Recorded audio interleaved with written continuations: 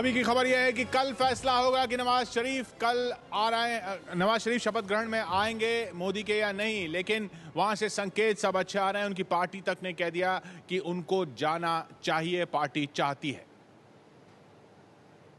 हमारी पार्टी इस बात को पसंद करेगी कि वज़ीर आज़म साहब जो है भारतीय डेजिग्नेट प्राइम मिनिस्टर की दावत कबूल करें। नवाज शरीफ की पार्टी ने तो इशारा कर दिया है, अब फैसला पाकिस्तान की हुकूमत को लेना है कि नवाज शरीफ 26 मई को नरेंद्र मोदी के शपथ ग्रहण में शामिल होंगे या नहीं। पाकिस्तानी विदेश मंत्रालय के सूत्रों के मुताबिक शुक्रवार की सुबह शरीफ के भारत आने पर फैसला हो जाएगा।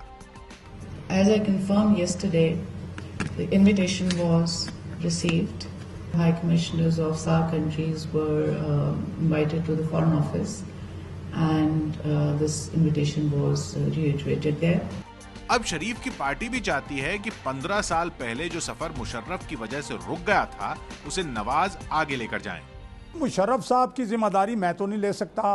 उन्होंने तो हमारी जो कॉन्स्टिट्यूशनल गवर्नमेंट थी उसको उतार के फेंक दिया। जी। उन्होंने तो और बहुत से गलत काम किए। हम उन पर तो हमने आर्टिकल 6 के तहत वो तो मुकदमा चल रहा है। पाकिस्तान के प्रधानमंत्री को शपथ ग्रहण में बुलाने का स्वागत तमाम पार्टियां कर रही हैं।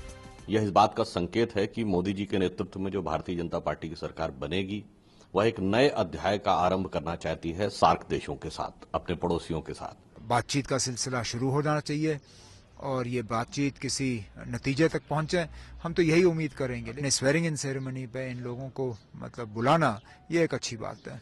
ये तो सही है कि जितने भी पड़ोसी मुल्क हैं उनसे संबंध अगर सुधार हो तो इसमें कुछ भी बुरा नहीं है, संबंध सुधार होना चाहिए। अमेरिका ने भी भारत के इस फैसले का स्वागत किया है। सोमवार को मोदी दिल्ली में शपथ लेंगे। पाकिस्तान सहित तमाम सार्क देशों के प्रमुखों को न्योता भेजा गया है।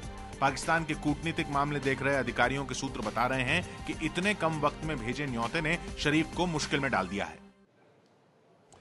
तो अब ये कल पता चलेगा कि नवाज शरीफ आ रहे हैं या नहीं। हमारे साथ खास मेहमान जुड़ रहे हैं इस सवाल पर कि आएंगे तो क्या रिश्ते सुधरेंगे। हमारे साथ मीम अफजल साहब हैं कांग्रेस से, हमारे साथ राकेश सिन्हा साहब हैं आरएसएस के विचारक। आरएसएस इस पर क्या विचार है वो हम इनसे जानेंगे। हमारे साथ यतीन ओझा साहब बीजेपी से जुड़ रहे हैं और हमारे साथ तारिक मीरजादा साहब पाकिस्तान से बस जुड़ने ही वाले हैं, इस्लामाबाद से बस वहां पहुंच चुके हैं वो, उनसे संपर्क बस हमारा होने वाला है। और हमारे साथ यहाँ ब्रिगेडियर अमृत कपूर है, रक्षा विशेषज्ञ। पीरजादा साहब, मेरी आवाज मिल रही है आपको? बिल्कुल मिल रही है, बहुत अच्छी मिल रही है जी। तारिक साहब, कल बात हुई कि ये अभी न्योता आया है, इससे आगे क्या होगा, आना चाहिए नहीं आना चाहिए, उस पर भी बात हुई। लेकिन अब मेरा सवाल सीधा आज ये है कि वो आएंगे अगर, तो रिश्तों में किस तरह का बदलाव आप देखते हैं, आप सोचते हैं? पाकिस्तान में क्या उम्मीद है? देखिए, ये एक पहला पत्थर है, एक पहली ईंट है जो रखी जा रही है। क्योंकि मनमोहन सिंह साहब के दौर में, जो आपके पिछले प्रधानमंत्री थे, चंद सालों में कुछ नहीं हुआ था। तो अब जबकि नए वजीर आज़म आपके मोदी साहब नरेंद्र मोदी मुंतखब हुए हैं और बड़ी अक्सरियत से मुंतखब हुए हैं, तो पाकिस्तान में ये ख्याल किया जा रहा है कि उनके पास मैंडेट है, उनके पास इख्तियार है और उनकी ख्वाहिश भी है। और पाकिस्तान के लोग, और मेरी अपनी राय ये है कि जिस तरह नरेंद्र मोदी साहब ने, आपके होने वाले प्रधानमंत्री ने, ये दावतनामा नवाज शरीफ को भेजा है और नवाज शरीफ ही को नहीं, साउथ एशिया के सार्क के दीगर लीडरों को भेजा है, उससे उनके जहन का रुख पता लगता है। चुनांचे एक खुशगवार फ़ज़ा, ये पहला नुक्ता है। पूरे हिंदुस्तान, पाकिस्तान और सारे इलाके में, साउथ एशिया में एक खुशगवार फिजा पैदा हो गई है। और ये बात बहुत ज़रूरी थी क्योंकि मनमोहन सिंह के दौर में मुसीबत ये थी कि तमाम इक़दामात के बावजूद एक तलखी थी, बिटरनेस थी और वो जा नहीं पा रही थी। इस इलेक्शन के नतीजे में जो हिंदुस्तान में हुआ है, उसके बाद नरेंद्र मोदी साहब के अपने रवैये और अब तक की जो पॉलिसी है, मेरा लफ्ज़ याद रखिए, उसकी वजह से, ये दावतनामों की वजह से, उनकी हल्फ़े वफादारी की तकरीब में सबकी शिरकत की वजह से एक खुशगवार फ़िज़ा पैदा हो गई है, जिसको दोनों तरफ से, ना पाकिस्तान से ना हिंदुस्तान से कोई मुतासिर कर सकता है। अफजल साहब तारिक साहब की आपने बात सुनी, वो वहां या कम से कम तारिक पीरजादा साहब और उन जैसे बहुत से लोग इसको आगे बहुत उम्मीद से देख रहे हैं।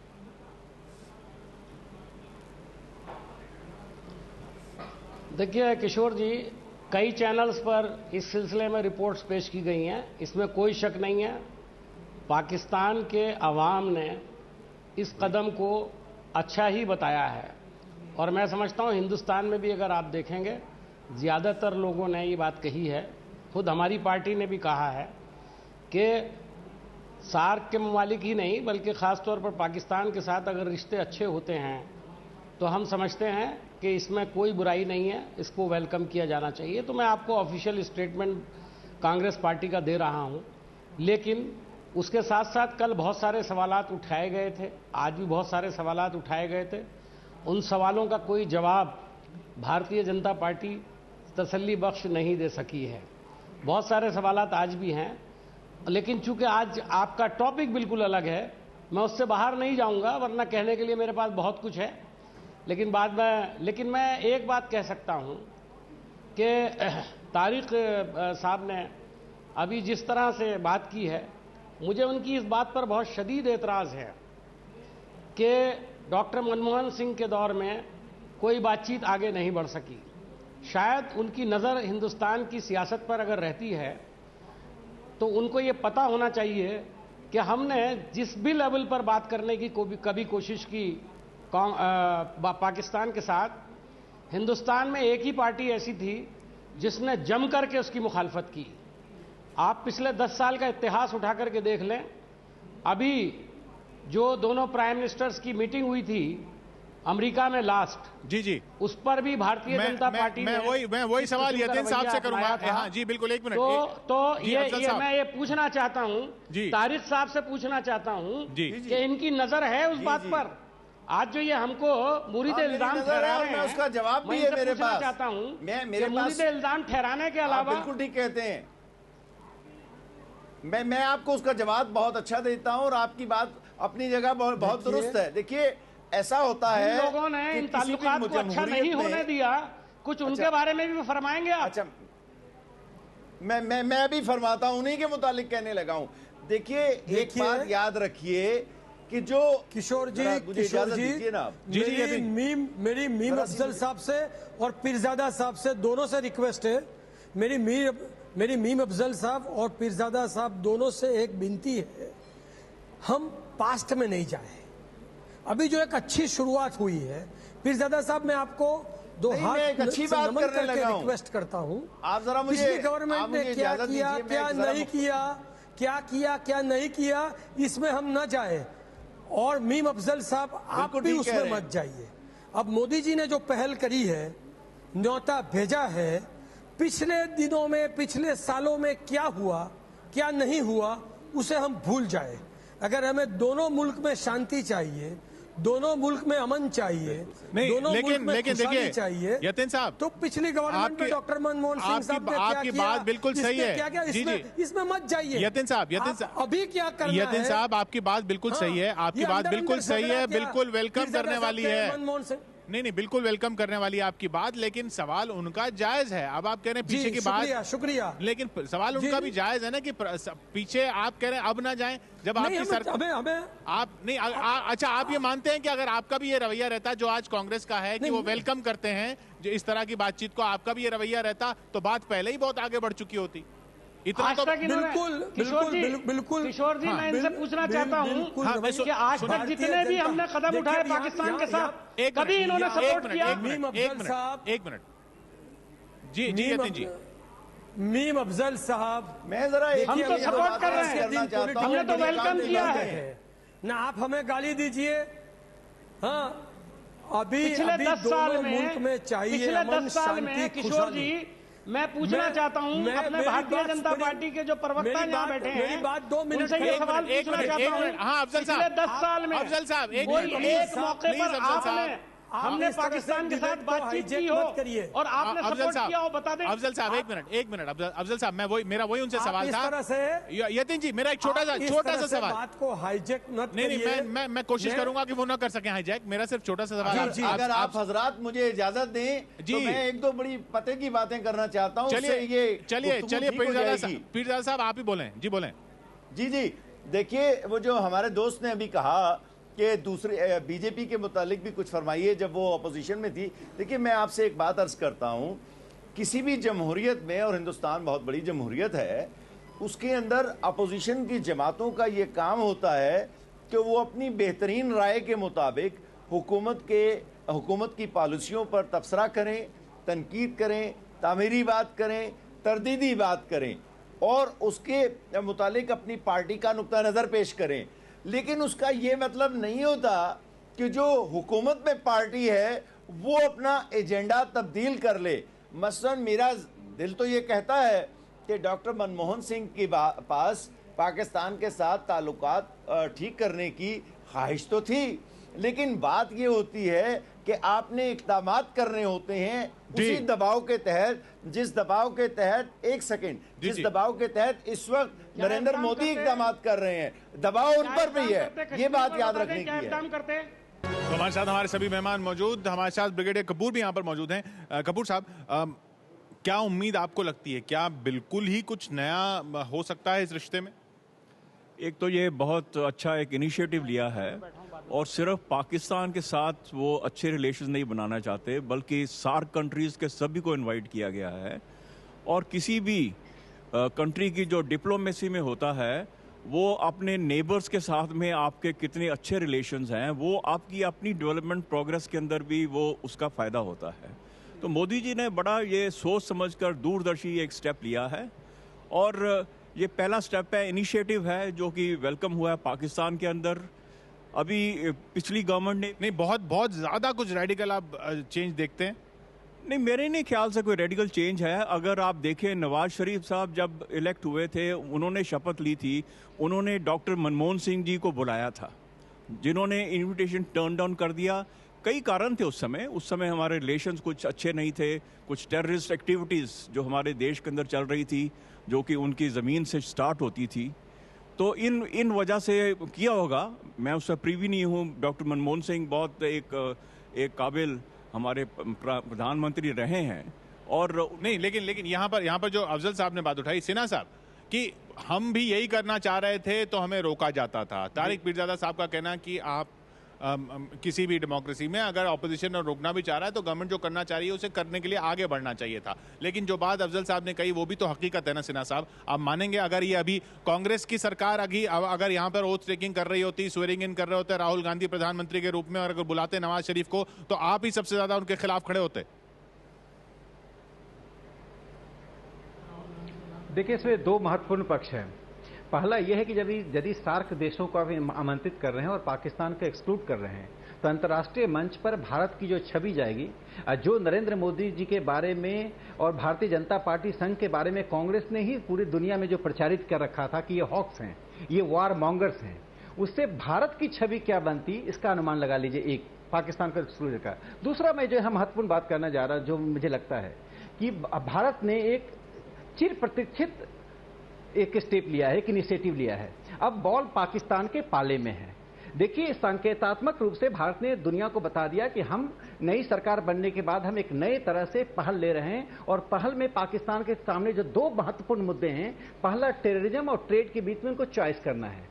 आज आपको मालूम है किशोर जी, $20 मिलियन का ट्रेड भारत पाकिस्तान के बीच में होता है, लेकिन सीधा नहीं होता है। ये श्रीलंका, सिंगापुर और दुबई के माध्यम से होता है, और डायरेक्ट ट्रेड सिर्फ $1 मिलियन से भी कम होता है। तो पाकिस्तान जो टेररिज्म का जो निर्यात करता है भारत में, उसकी जगह वो ट्रेड करे, तो जो पाकिस्तान पैरासाइटिक स्टेट है वो पैरासाइटिक स्टेट नहीं रहेगा। आज जो पाकिस्तान में जो वेल मीनिंग लोग हैं वो चाहते हैं शांति हो, लेकिन दुर्भाग्य की बात क्या है, जो मुझे खतरा नजर आता है, वहां कई आर्मी और ISI के हाथ में पाकिस्तान की चाबी है, और नवाज शरीफ की एक सीमित अथॉरिटी वहां पाकिस्तान में है। वहां की जमहूरियत बहुत कमजोर है। ये पीरजादा साहब, अब सवाल ये कि देखिए, आज हमारी PMLN के नेता से भी बात हुई, उन्होंने भी ये कहा कि पिछली बार भी हमने कोशिश की थी वाजपेयी साहब के ज़माने में, फिर मुशर्रफ साहब ने काम ख़राब कर दिया।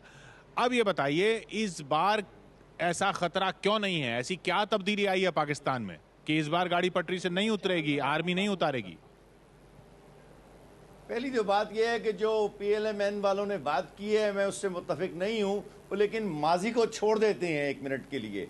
बात यह है कि आप देखें कि ये पाकिस्तान में पहली बार हुआ है कि 5 साल एक जमहूरी हुकूमत ने फौज की ताउन से, फौजी अदारों की मदद से एक जमहूरी अमल के ज़रिए मुकम्मल किए हैं।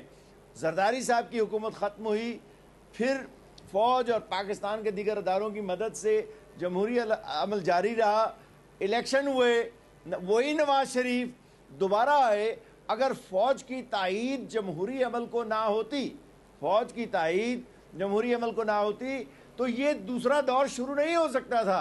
तो जो बुनियादी तब्दीली आई है पाकिस्तान में वो ये है कि हमारे फौज के जो लीडर हैं और जनरल राहील हैं या उससे पहले कियानी थे, उन्होंने सैकड़ों बार ये बात कहा है कि भाई अब वक्त आ गया है कि जमहूरियत को पाकिस्तान में चलना है, हम इसका साथ दे रहे हैं। और उसका सबूत ये है कि एक दूसरी जमहूरी हुकूमत आई जो कि अब नवाज शरीफ की है और वो फौजी अदारों की मदद से आई है, उनकी मदद के बगैर आई नहीं सकती। सिन्हा साहब पीरजादा साहब कह रहे हैं कि अब एक गवर्नमेंट वहां पर चेंज डेमोक्रेसी से हो गया, लोकतंत्र से हो गया, यही सबूत है।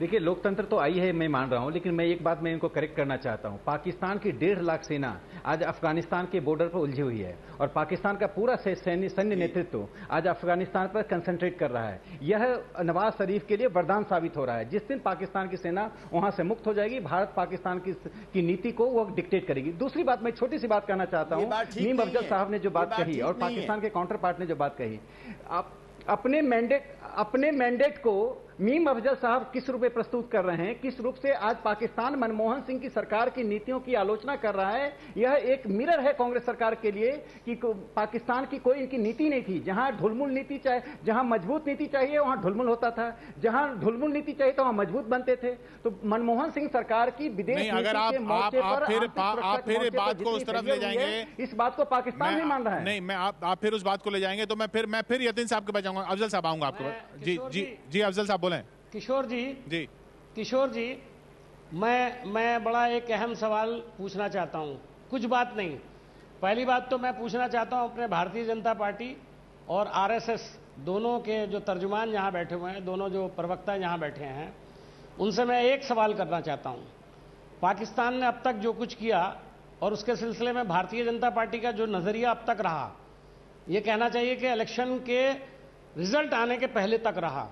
7-8 तकरीरें मुझे याद हैं, कहें तो मैं अल्फाज के साथ नहीं, उस बात को हम कर चुके हैं। जी वही सवाल है मेरा। अब ये काफी बातचीत हो चुकी है। जी ठीक है ना। जी तो मेरा ये पूछना है कि इलेक्शन से पहले तक जो पाकिस्तान, रिजल्ट से पहले तक पाकिस्तान के सिलसिले में भारतीय जनता पार्टी का जो नजरिया था और RSS का भारतीय जनता पार्टी के पाकिस्तान के सिलसिले में RSS का जो नजरिया था, क्या वो नजरिया बदल गया है? मैं सिर्फ इसका जवाब चाहता हूं। यतीन साहब, क्या वो नजरिया बदल गया है? दूं कुछ इस सिलसिले में। जी पीरजादा साहब आपके पास भी आऊंगा। यतीन साहब, देखिए, मुझे क्योंकि आपने कहा है कि सब चीज भूल जाओ, मुझे क्योंकि आप कह रहे हैं कि सब चीज भूल जाओ होती है। मेहरबानी करके अब मुझे बोलने दीजिए। देखिए, ये जो बातें हो रही है, बोलिए, ये बड़ी दुख देने वाली बात है। आज बड़ा जबरदस्त मैंडेट नरेंद्र मोदी जी को मिला है और इन्होंने ये इनिशिएटिव लिया है कि पाकिस्तान के साथ संबंध अच्छे हो और सिर्फ पाकिस्तान के साथ नहीं, सारे पड़ोसी मुल्क के साथ इनिशिएटिव लिया है। वो सिर्फ एक सवाल पूछ रहे हैं कि क्या वो ये करके पॉलिसी बदल गई? जो आगे सवाल पूछा उसका जवाब दीजिए। एक मिनट, देखिए किशोर जी इसका जवाब मैं देता हूं। देखिए मीम अफजल साहब, देखिए एक मिनट ब्रिगेडियर साहब, एक मिनट।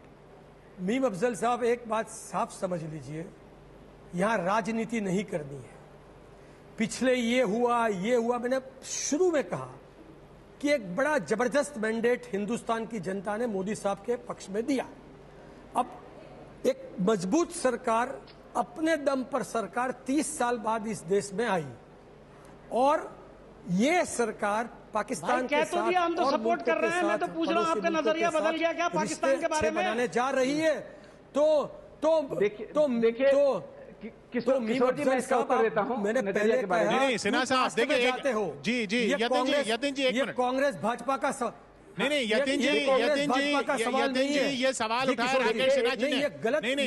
ये राकेश सिन्हा जी ने दोबारा, मैं उस बात पे नहीं जा रहा था। एक मिनट यतिन जी सवाल ये, आज भारतीय जनता पार्टी, अच्छा एक मिनट अफजल साहब, एक मिनट यतिन जी, एक सवालों का जवाब देना पड़ेगा। जिससे बड़ा प्रचंड बहुमत प्राप्त है। प्लीज, बहुमत का इसमें मतलब नहीं है। मैं यतिन जी, मेरा सिर्फ आपसे एक छोटा, मैं ब्रेक पर जाने से पहले एक छोटा सा सवाल मेरा आपसे यतिन जी। नहीं सिन्हा साहब एक मिनट, आपने ये शुरू किया, मैं इसको यहीं खत्म करना चाहता हूं। मैं यतिन जी, मेरा एक छोटा सा सवाल कि आप ये मानते हैं कि वो जो रवैया बीजेपी का रहा वो वैसा न रहता तो गाड़ी और आगे बढ़ गई होती? सिर्फ ये पूछ रहा हूं मैं आपसे।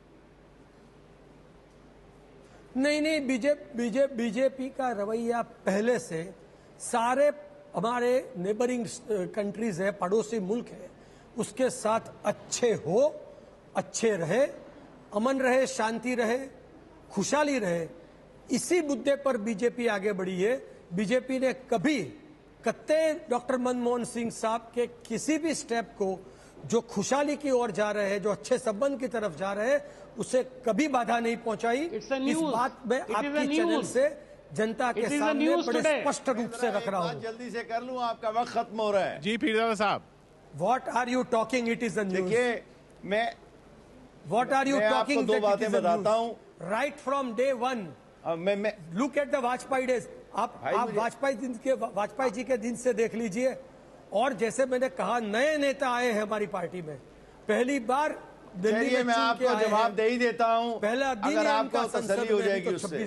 जी पीरजादा साहब, और देखिए पहले तो मैं आपको ये बताऊं, मीम अफजल लोग बहुत से कहते हैं, इस बातों को आगे बढ़ने दीजिए, ये डायलॉग नहीं अच्छा एक मिनट नहीं